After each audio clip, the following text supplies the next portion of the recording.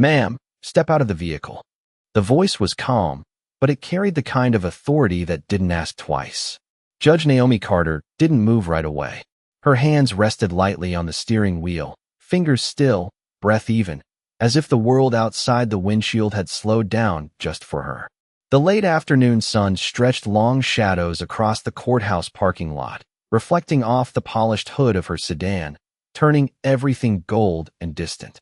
In the rearview mirror, she could see him, Officer Daniel Brooks, standing tall, one hand resting near his belt, posture rigid, eyes locked on her with a focus that felt too precise, too prepared. Naomi blinked once, slowly, then shifted her gaze forward again. For a brief second, the silence pressed in, thick and deliberate, like the moment before a verdict is spoken. She opened the door without urgency, stepping out into the warm air, her heels making a soft, measured sound against the concrete. "Is there a problem, officer?" she asked, her voice steady, controlled, carrying the quiet authority of someone used to being heard. Brooks didn't answer immediately.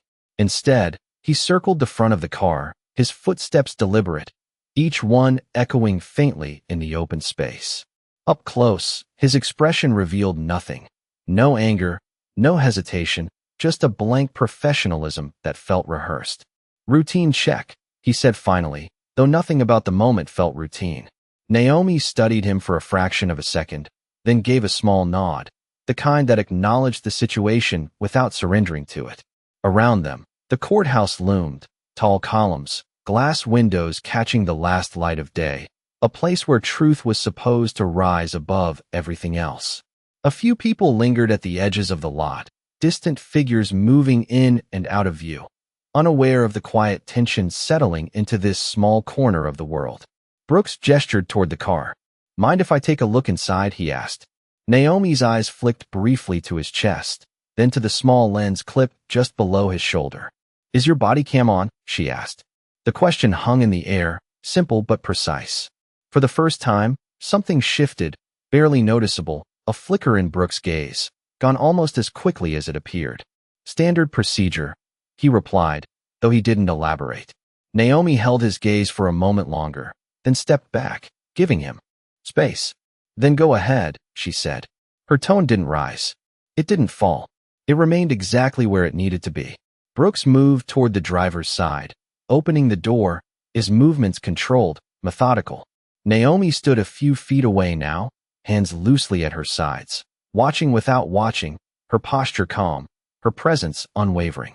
The sunlight caught the edge of her face, outlining her features in a quiet glow, as if the moment itself was being recorded somewhere beyond cameras and memory.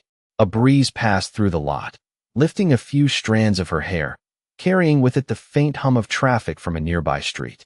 Time didn't stop, but it stretched. And in that stretch, something unspoken settled between them. Naomi Carter didn't look surprised. She didn't look afraid. She looked like someone who had already seen the next move before it happened. Naomi Carter had not always walked through marble hallways or sat beneath the weight of a federal seal. There was a time when her world was measured in narrow apartment corridors and the hum of old fluorescent lights that flickered above her mother's night shifts as a cleaning staff worker in downtown buildings. And even now, standing in that sunlit parking lot, she carried that memory not as a burden but as a compass that kept her steady when everything else tried to shift beneath her feet. She watched Officer Brooks move inside her vehicle with a calm that had been shaped over decades, not taught in any courtroom, but earned in moments where reacting too quickly meant losing everything. Her eyes traced the small details instead of the obvious ones, the angle of his shoulders, the way his hand paused just a fraction longer than necessary near the center console, the subtle tightening in his jaw that did not match the casual tone he had used moments earlier. She did not interrupt him, did not step forward, did not give him anything that could be mistaken for resistance, because she understood something most people did not. That power often revealed itself not in action but in patience. A distant memory surfaced, not as a distraction but as a quiet anchor, the first time she had stood in a courtroom as a young law clerk. Watching a seasoned judge lean back in silence while two attorneys argued themselves into contradictions, and how that silence had spoken louder than any objection. Naomi had learned then that stillness could be a strategy, and now, years later, That same stillness wrapped around her like armor. A car passed at the far end of the lot, its tires humming softly against the pavement, the sound fading almost as quickly as it arrived, leaving behind a space that felt unusually contained, as if the world had narrowed to just this moment, this interaction, this quiet test of control. Brooks closed the passenger door and moved to the back seat, his movements still measured but no longer effortless, and Naomi noticed it, the almost invisible shift, the way precision had replaced ease, and that told her more than any words could. She turned her head slightly, just enough to catch the reflection of his movement in the side mirror, not watching directly, never directly, because she knew that observation did not always require eye contact. The courthouse behind her stood unchanged, its columns casting long shadows that stretched across the pavement like silent witnesses, and somewhere inside those walls, decisions were being made, lives were being shaped, justice was being defined. Yet out here, in the open air, a different kind of judgment was quietly unfolding. Naomi exhaled slowly, her breath steady, controlled, as if matching the rhythm of something deeper, something that had been set in motion long before this moment began. She did not know every detail of what was coming, but she knew enough to recognize that this was not random, not routine, not accidental, and that realization did not shake her, it clarified her. She adjusted her stance slightly, shifting her weight from one foot to the other, a small movement that grounded her in the present, and for a brief second, her gaze lifted toward the horizon where the sunlight softened into a pale glow, as if the day itself was holding its breath. Behind her, a door closed somewhere inside the courthouse, the sound echoing faintly, and then fading into silence again. Naomi Carter remained exactly where she was, composed, aware, and ready, not for confrontation, but for whatever truth was about to reveal itself next. Officer Daniel Brooks had built a reputation on control, on clean reports and quiet authority, the kind that made people comply before questions were even formed, and as he moved through the back seat of Naomi Carter's car, that same discipline guided his hands, precise, deliberate, practiced enough to appear ordinary. But beneath that surface, something else moved, something colder, something shaped long before this afternoon, rooted in a belief he had never needed to say out loud because the system around him had often spoken it for him.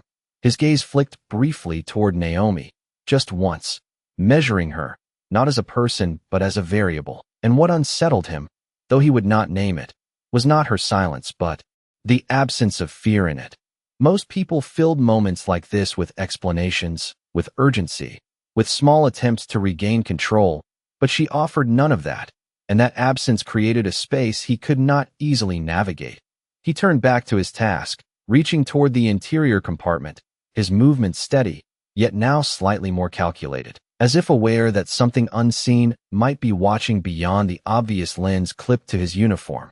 The air inside the car felt warmer, enclosed, carrying the faint scent of leather and sunlight, and for a brief second, his hand paused, not long enough to be noticed by anyone who was not looking for it, but long enough to register in the quiet calculus of the moment. Outside, Naomi remained still, her posture unchanged, her presence anchored, and while she did not move closer, she did not step away either, holding her position as if the exact distance between them mattered. She had spent years listening to what people did not say, reading the small hesitations that revealed more than statements ever could, and now those same instincts traced the outline of what was unfolding before her. Brooks shifted his weight slightly as he straightened, closing the rear door with a controlled motion, then moving toward the driver's side again, the rhythm of his actions almost too consistent, like a pattern that had been rehearsed. He cleared his throat once, a subtle break in composure. Before speaking, "I am going to need you to remain here while I complete this check," his tone even, but no longer entirely effortless. Naomi gave a small nod, acknowledging the words without engaging them, her eyes briefly lowering to the ground before lifting again, not in submission but in thought, as if aligning pieces that were not yet visible to anyone else. The courthouse windows behind her caught the last angle of sunlight, reflecting a muted glow that stretched across the scene, and in that reflection, the moment seemed almost distant, like something already recorded and waiting to be reviewed. Brooks reached toward the front seat once more, his hand moving with purpose now, and whatever he believed he controlled in that instant rested entirely on the assumption that this moment would pass like so many others before it, unnoticed, unquestioned, complete. But Naomi Carter did not see a routine stop, and she did not see a simple search.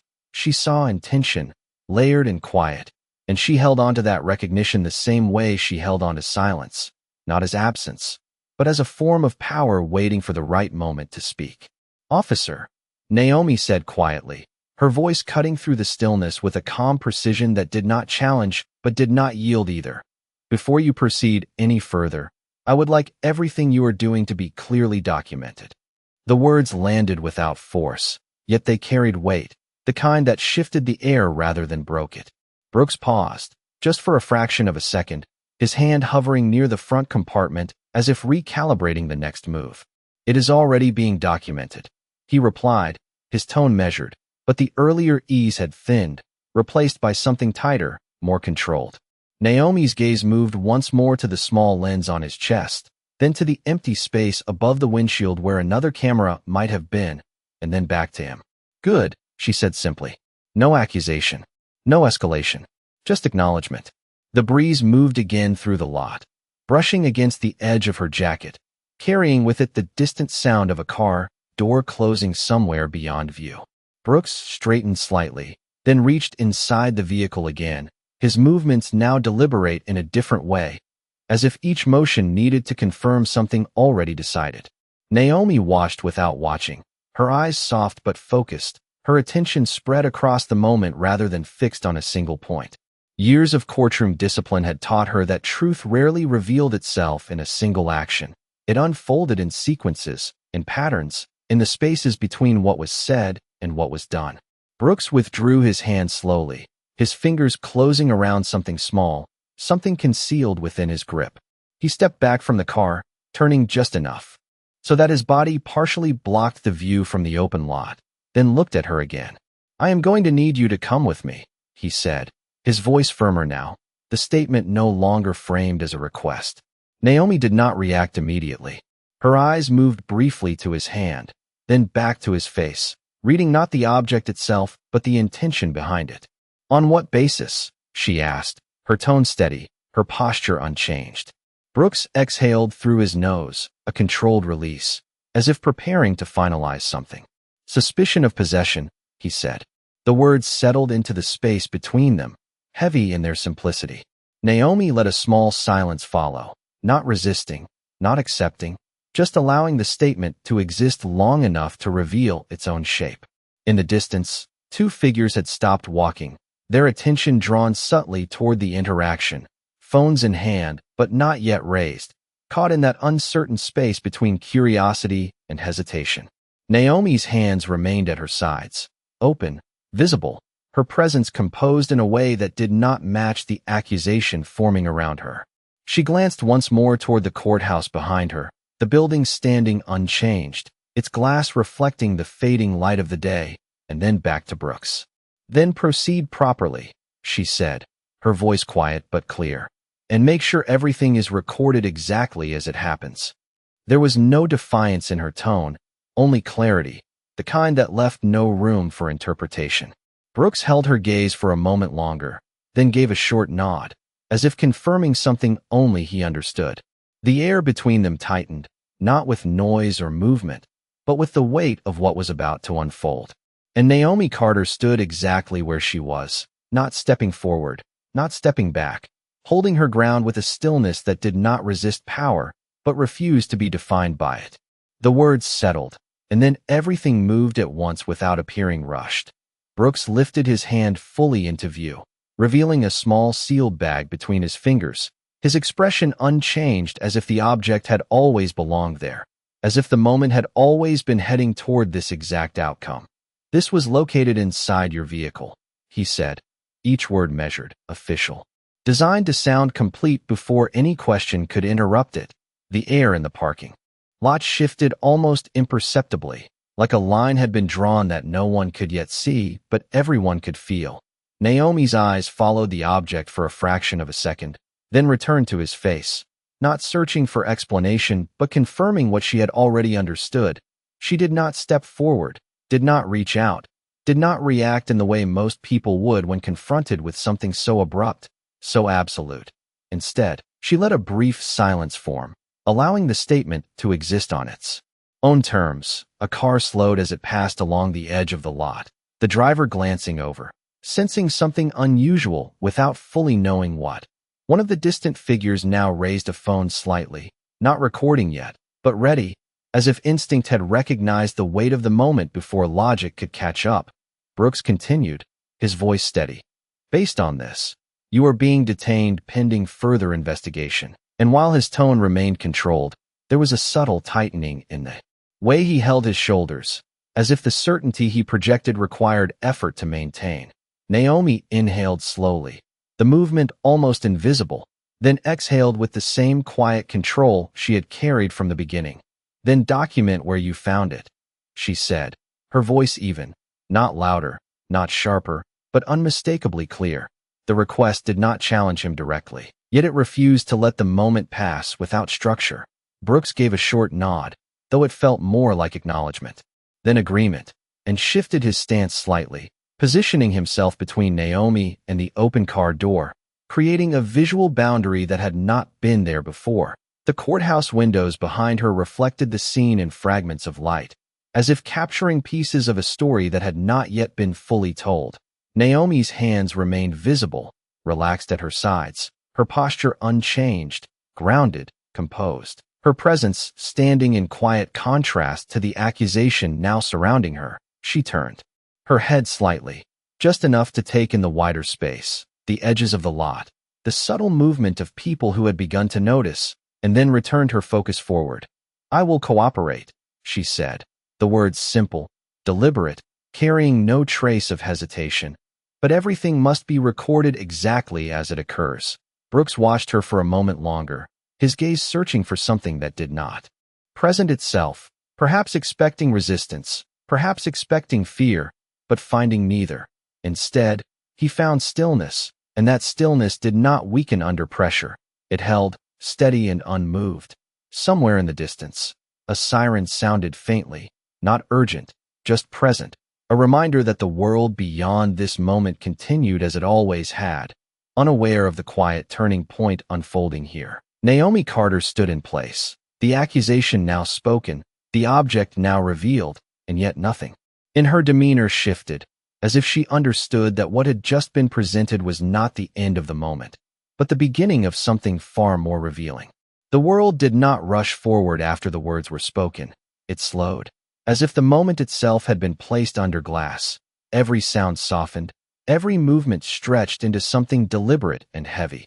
Naomi Carter stood beside her car, the late sunlight now dimming into a cooler shade as the day began its quiet descent, and for the first time, she allowed her gaze to lower, not in defeat, but in thought, her eyes tracing the faint outline of her own reflection on the car door, distorted slightly by the angle of the light.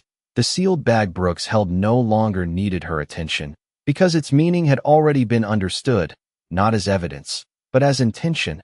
A faint breeze passed again, cooler now, brushing against her skin, carrying with it the distant murmur of voices from somewhere beyond the lot. Ordinary life continuing in soft contrast to the stillness surrounding her. Brooks shifted his stance a few feet away, speaking briefly into his radio, his voice low and controlled, the words too indistinct to make out, but the tone unmistakable, procedural, official, finalizing something that had already been set in motion. Naomi listened without appearing to listen, her focus no longer on him alone, but on the entire frame of the moment, the positioning, the timing, the sequence, the quiet details that often disappeared once events moved forward too quickly. She lifted her chin slightly, her posture unchanged, and drew in a slow breath that seemed to anchor her deeper into herself rather than pull her outward. There was no urgency in her movements, no attempt to explain, no rush to defend, because she understood that explanation given too early often dissolved into noise. Instead, she allowed the silence to settle, to expand, to hold its own weight.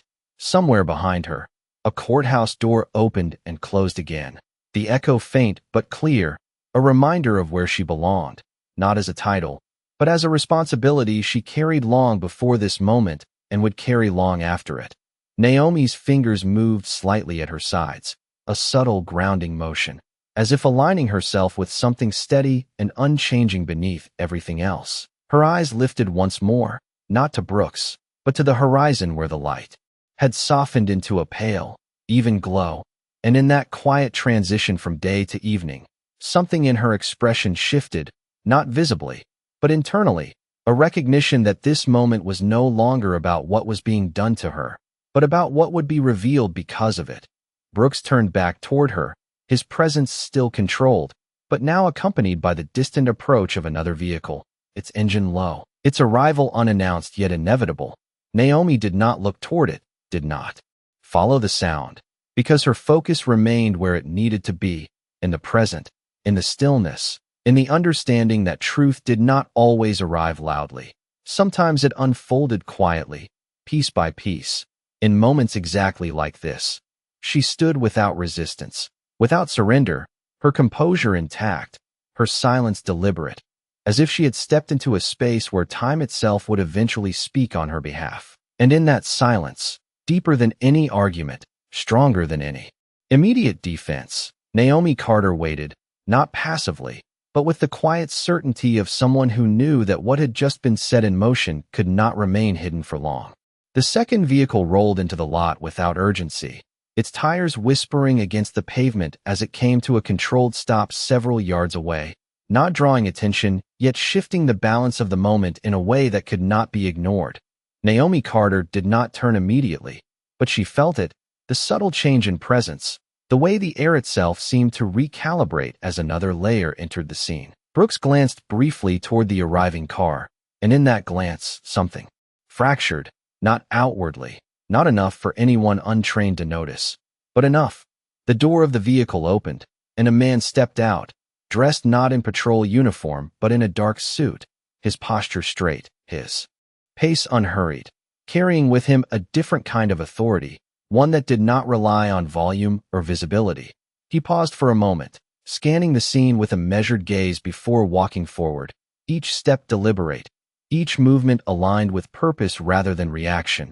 Naomi's eyes lifted now, following his approach, not with surprise, but with recognition of what this meant, not who he was exactly, but what his presence represented.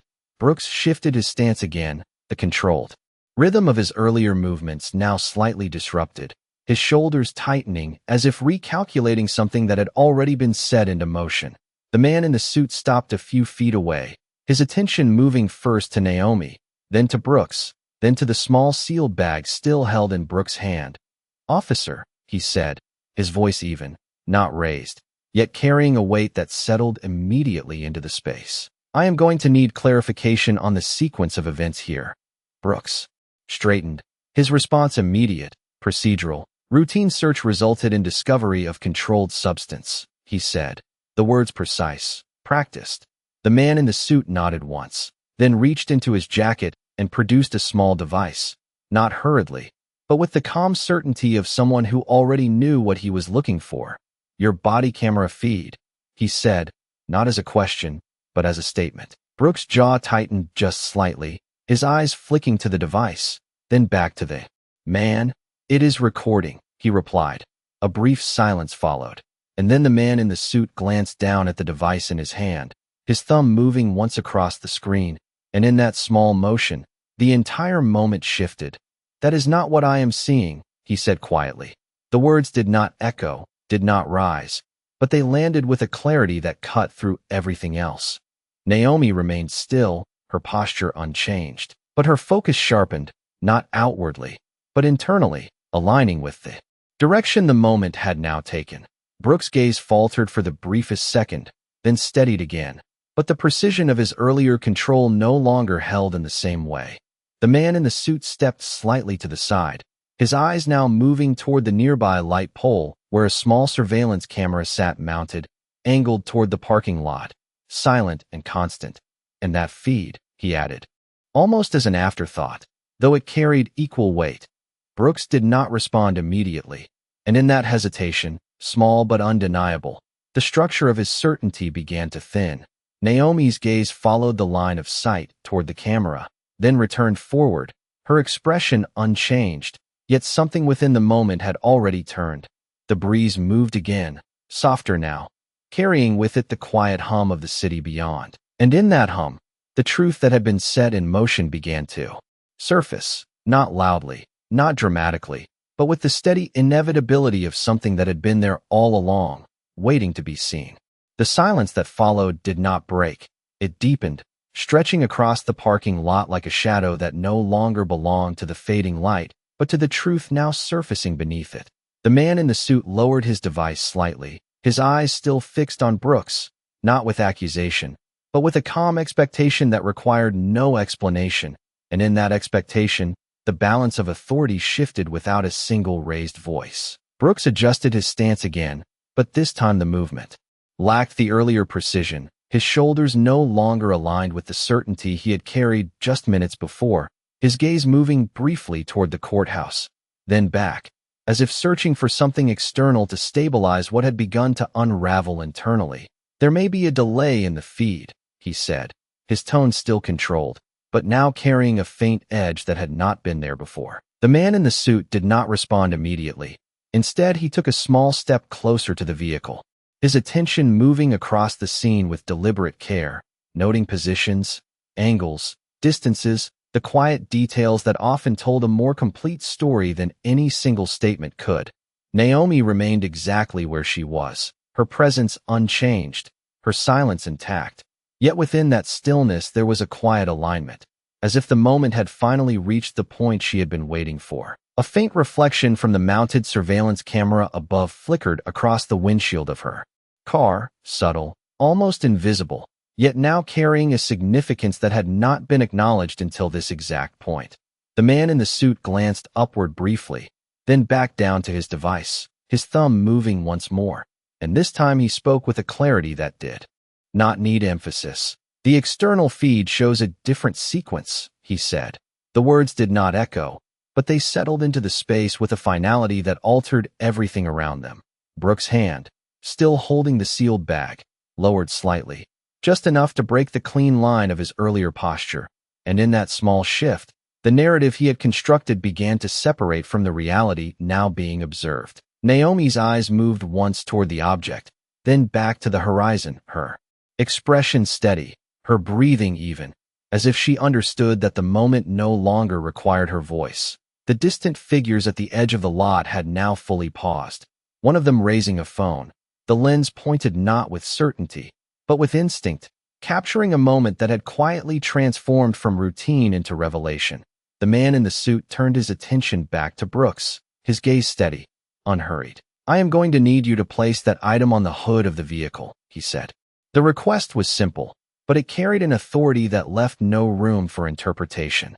Brooks hesitated, just for a second, but that second was enough to reveal the fracture between control and truth, enough to confirm that what had been presented moments ago no longer held its shape. Naomi did not move, did not speak, did not intervene, because she did not need to. The structure of the moment had shifted entirely, and now it was no longer about defense, but about exposure. The breeze passed once more, softer now, carrying with it the quiet hum of the evening settling in, and in that calm, the truth that had been obscured only minutes ago stood clear, not through confrontation, but through the quiet, undeniable alignment of what had always been there waiting to be seen.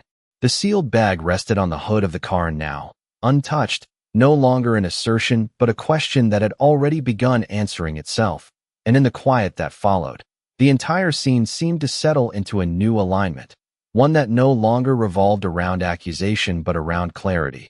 Officer Brooks stood a step back, his posture no longer anchored in certainty, his hands at his sides. The practiced control he once carried now replaced by something less defined, something searching for structure that was no longer there. The man in the suit remained composed, his gaze steady, not pressing forward, not escalating, simply allowing the moment to reveal itself fully without interruption.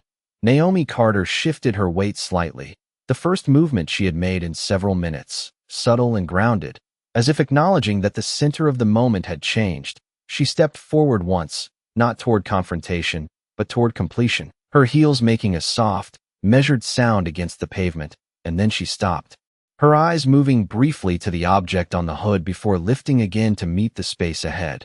The courthouse behind her stood unchanged, its windows now reflecting the cooler tones of early evening. The golden light replaced by a softer gray that carried no urgency, only presence. In the distance, the faint hum of the city continued, steady and indifferent, as it always had, as it always would. The man in the suit spoke again, his voice calm. "This matter will be reviewed in full," he said. The words not directed at any one person but settling into the air with quiet authority. Brooks gave a small nod, though it did not carry the same certainty as before, his gaze lowering for a brief moment, then lifting again without finding a place to rest. Naomi did not respond immediately. She did not need to, because the moment no longer required defense or explanation. It required only presence. She turned slightly, her eyes tracing the outline of the courthouse steps, the place where she had entered countless times with purpose, with clarity, with a sense of responsibility that extended far beyond herself. A breeze moved through again, cooler now, carrying the first hint of evening, brushing against her jacket and settling into the folds of the moment like a quiet closing note. Naomi took one more step, then another, moving not away from the scene, but forward into what came next, her posture unchanged, her composure intact, her silence still deliberate. Behind her, the figures at the edge of the lot began to move again, the tension dissolving into quiet conversation, the phone lowering as the moment passed from uncertainty into understanding. Brooks remained where he was, still, the space around him no longer defined by control, but by consequence, not immediate, not loud, but present. The man in the suit watched for a moment longer, then lowered his device, his attention shifting away as the necessity of observation gave way to process. Naomi reached the base of the courthouse steps and paused for just a second, her gaze lifting toward the entrance, the doors reflecting the dimming sky. And in that reflection, there was no trace of what had just occurred, only the steady presence of a place where truth, eventually, found its voice. She did not look back. She did not need to, because what had unfolded behind her no longer belonged to uncertainty. It belonged to time, to review, to the quiet mechanisms that would carry it forward. And as she stepped inside, the sound of the door closing softly behind her, the parking lot returned to stillness, holding only the fading echo of a moment where power had shifted without force, where truth had surfaced without noise, and where silence, once again, had spoken louder than anything else.